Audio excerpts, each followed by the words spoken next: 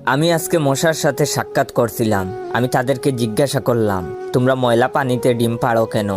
মশা বলল, কারণ ভালো পানিতে ডিম পাড়লে মানুষ সিদ্ধ করে খেয়ে নিতে পারে। আমি তাদেরকে জিজ্ঞাসা করলাম, মশার কোয়েলে তোমরা মরো না কেন? মশা বলল, আমরা যদি মরে যাই তাহলে কোয়েলের ফ্যাক্টরি বন্ধ হয়ে যাবে।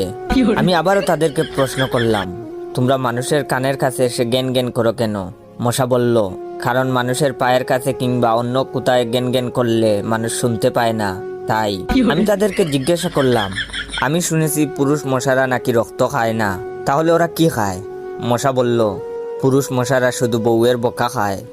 আমি বললাম, মশারা কামড়ালে মানুষের ডেঙ্গু হয় কেন? মশা বলল, মশারা কি শুধু মানুষের রক্ত নিয়েই যাবে, ওদের কিছু দিবে না। মশারা এত স্বার্থপর নয়, তাই মানুষকে ডেঙ্গু উপহার দিয়ে যায়। মশার সাথে সাক্ষাৎ করার